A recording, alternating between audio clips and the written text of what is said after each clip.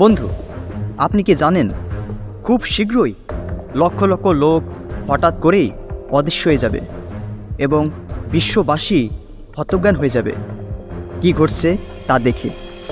আপনি কি জানেন এই মহান ঘটনাটির পরে এই পৃথিবী সম্পূর্ণ ধ্বংস এবং বিশৃঙ্খলার মধ্যে ফেলে রাখা হবে, যে চরম সর্বনাশ আগে কখনো হয়নি। এই মহান ঘটনাকে বলা হয় দ্য র্যাপচার, যা বাইবেলে ভবিষ্যৎবাণী করা হয়েছে। র্যাপচার হবে যখন প্রভু যীশু খ্রিস্ট দ্বিতীয়বার তার লোকদের ফিরে নিতে আসবেন, যারা তার জন্য অপেক্ষা করে আছে এবং তা বিশ্বাস ও আস্থা সহকারে। আর তা হলো ঈশ্বরের বাছাই করা লোকেরা, যাদের পাপ ক্ষমা করা হয়েছে, অর্থাৎ খ্রিস্টানরা। তারপর তিনি তাদের স্বর্গে নিয়ে যাবেন, চিরকাল তার সাথে স্বর্গে থাকার জন্য। বাইবেল বলছে 1 থিসলনিকীয় 4:15 থেকে তার 18 পদ। প্রভুর শিক্ষা মতোই আমরা তোমাদের বলছি, আমরা যারা জীবিত আছি এবং প্রভুর ফিরে আসা পর্যন্ত জীবিত থাকব, আমরা কোনো মতেই সেই মৃতদের আগে যাব না। জোর গলায় আদেশের সঙ্গে এবং প্রধান দূতের ডাক ও ঈশ্বরের তুরির ডাকের সঙ্গে প্রভু নিজেই স্বর্গ থেকে নেমে আসবেন। খ্রিস্টের সঙ্গে যুক্ত হয়ে যারা মারা গেছে, তখন তারাই প্রথমে জীবিত হয়ে উঠবে। তারপরে আমরা যারা জীবিত ও বাকি থাকব, আমাদেরও আকাশে প্রভুর সঙ্গে মিলিত হওয়ার জন্য তাদের সঙ্গে মেঘের মধ্যে তুলে নেওয়া হবে। আর এইভাবে আমরা চিরকাল প্রভুর সঙ্গে থাকব।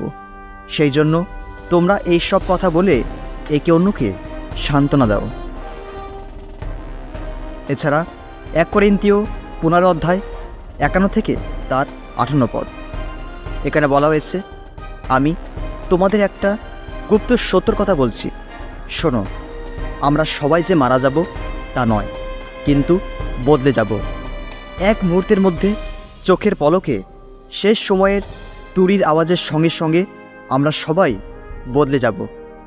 সেই তুরি যখন বাজবে, তখন মৃতেরা এমন অবস্থায় জীবিত হয়ে উঠবে যে তারা আর কখনো নষ্ট হবে না, আর আমরাও বদলে যাব। যা নষ্ট হয় তাকে কাপড়ের মতো করে এমন কিছু পরতে হবে যা কখনো নষ্ট হয় না, আর যা মরে যায় তাকে এমন কিছু পরতে হবে যা কখনো মরে না। যা নষ্ট হয় আর যা মরে না, সেগুলো যখন ওইভাবে বদলে যাবে, তখন পবিত্র শাস্ত্রের এই কথা পূর্ণ হবে যে মৃত্যু ধ্বংস হয়ে জয় এসেছে। মৃত্যু, তোমার জয় কোথায়? মৃত্যু, তোমার হুল কোথায়? মৃত্যুর হুল পাপ, আর পাপের শক্তি মুশির আইনকানুন। কিন্তু ঈশ্বরকে ধন্যবাদ, আমাদের প্রভু যীশু খ্রিস্টের মধ্য দিয়ে তিনি আমাদের জয়দান করেছেন। সেই জন্যই আমার প্রিয় ভাইরা, শক্ত হয়ে দাঁড়াও, কোনো কিছুই যেন তোমাদের নাড়াতে না পারে। সব সময় প্রভুর কাজের জন্য নিজেকে সম্পূর্ণভাবে দিয়ে দাও, কারণ তোমরা জানো তার কাজে তোমাদের পরিশ্রম নিষ্ফল নয়। প্রভু যীশু খ্রিস্টের দ্বিতীয় আগমন এখন যে কোনো সময় ঘটতে পারে। তাই বন্ধু, আমি আপনাকে খুব দেরি হওয়ার আগেই প্রস্তুত হতে অনুরোধ করব। এই জন্য বন্ধু, আজকেই আপনি মন পরিবর্তন করুন আর যিশুর দিকে ফিরুন, প্রভুকে গ্রহণ করুন। তাহলে যীশু খ্রিস্ট আপনার সমস্ত পাপ ক্ষমা করবেন। কিন্তু যদি আপনি মন পরিবর্তন না করেন এবং প্রভু যিশুর দ্বিতীয় আগমনের জন্য প্রস্তুত না থাকেন, তাহলে আপনি পিছিয়ে থাকবেন। বন্ধু, সময় দ্রুত ফুরিয়ে যাচ্ছে, তাই নিশ্চিত করুন যে আপনি আজই রক্ষা পেয়েছেন। বন্ধু, আমি আবারও বলছি, প্রভু যীশু খ্রিস্ট তার নিজের উপর আপনার পাপের বোঝা গ্রহণ করেছেন এবং মৃত্যুবরণ করেছেন। যিশু আপনার পাপের জায়গায় দাঁড়িয়েছেন এবং আপনার পাপের জন্য শাস্তি গ্রহণ করলেন, এবং যিশু সত্যিই তৃতীয় দিনে মৃত্যুকে জয় করে আবার উঠলেন। তাই বন্ধু, যদি আপনি তার উপর বিশ্বাস করেন এবং তিনি যা করেছেন তার জন্য কৃতজ্ঞ থাকেন এবং আপনার জীবনে তাকে পরিত্রাতা হিসাবে গ্রহণ করেন, তবে আপনি পরিত্রাণ পাবেন। কিন্তু বন্ধু, যদি আপনি প্রভু যীশু খ্রিস্টকে প্রত্যাখ্যান করেন এবং সিদ্ধান্ত নেন যে ঈশ্বরের পরিবর্তে আপনার নিজের পথে চলবেন, তাহলে আপনি যা কাটবেন বা যা বপন করবেন তার শেষ ফলাফল নরকে অনন্তকাল হবে। অনেক মানুষ শেখায় স্বর্গে যাওয়ার অনেক পথ আছে, কিন্তু প্রকৃতপক্ষে শুধুমাত্র একটি পথ আছে, আর সেই স্বর্গে যাওয়ার একমাত্র পথ হল যীশু খ্রিস্টের মাধ্যমে। যোহন 14 অধ্যায় তার 6 পদে যীশু বলেছেন, আমি পথ, সত্য আর জীবন।